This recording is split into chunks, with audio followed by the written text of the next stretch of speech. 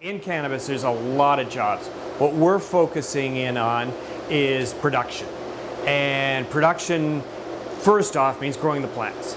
How do you grow the plants, and how do you grow it to Health Canada standards? Because it has to be very, very... This is Bill McDonald, the program coordinator and professor of the Commercial Cannabis Production program at Niagara College. Crazy, right? Let's take a step back and understand how exactly we got here, to the point where a college is having a course on how to grow cannabis. In 2013, the Liberals would announce during the election campaign that they supported the legalization and regulation of cannabis. In 2015, they won a majority government. Cannabis was initially supposed to be legalized earlier, but was pushed back. October 17, 2018 marks the day that weed was officially legalized, as well as the day that industry was legalized.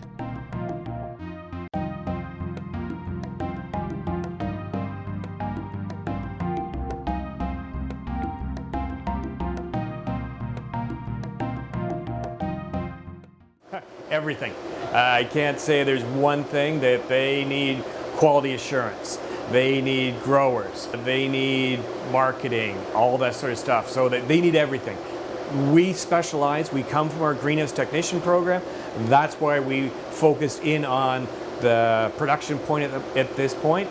We've got other divisions in the college. We'll be expanding, but right now for ourselves, we're focusing in on the production aspect. This is Rob Clement. He's a student of the program. His first experience with cannabis was actually when he was first prescribed medical marijuana.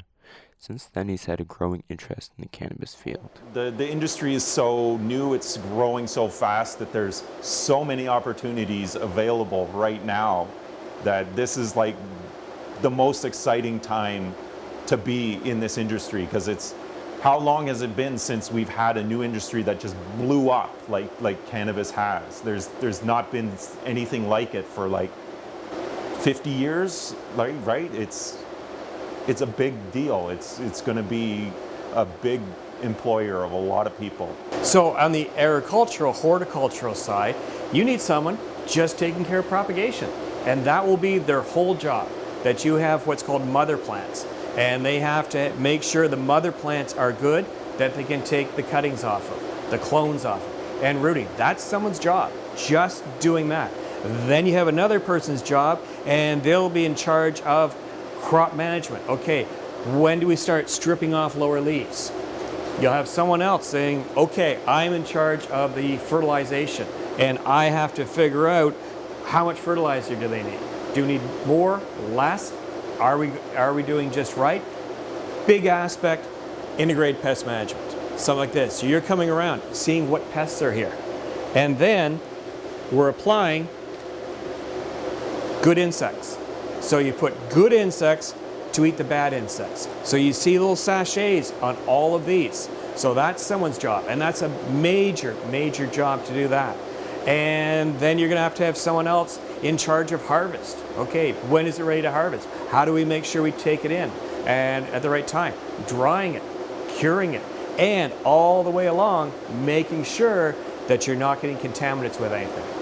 So I would like to be like a master grower or a production director for one of the cannabis companies, the LPs. That's my ultimate goal. I know I have to like grind and work my way up.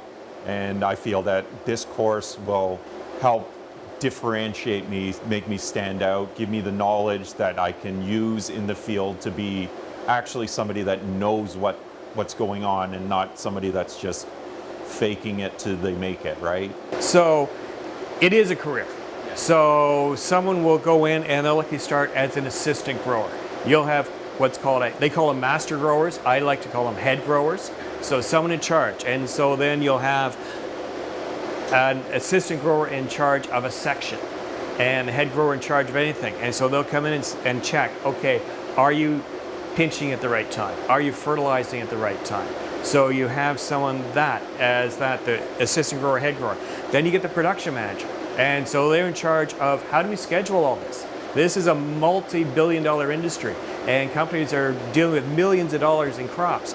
You have to make sure that you've got it scheduled. If this crop is ready to be cleared out and harvested, you've got another crop coming in right away. That's really the hierarchy in the growing aspect. And then over that, you're going to have someone who's going to be doing quality assurance, and they have to come through and saying, okay, do we have the quality? And they're going to be checking on the assistant grower, master grower overall to make sure everything's done right. What I've noticed is the people, the LPs, they're really interested in hiring us specifically, to getting us to work for their company, because this program is new, it's exciting, it's a guaranteed pool of knowledgeable people that they can hire from. My prospects right now are sky high. I don't know the limit. I don't know if there is a limit. Someone coming out here likely to be starting at say $50,000, $60,000, but then they'll move up quickly because the licensed producers, the LPs, are going to see they've got a lot of skills, and they'll move into managerial roles and supervisory roles. And the cannabis industry has really raised up the salaries because there's a real shortage. There was a shortage before of growers in the floriculture vegetable industry, and now you bring cannabis in there, and so it's bringing up the salaries. Cannabis is a young industry that is starved for jobs. They're estimated to hire 150,000 people in the next several years and will continue to grow as an industry. With any industry still in its infancy, questions remain. What is the longevity of the rapid expanse in cannabis? As with every industry, how will they react once the market cools down a bit? What role will cannabis play in the Canadian market? What will jobs in this industry look like in 10 years? These questions still linger, but we'll find out in time.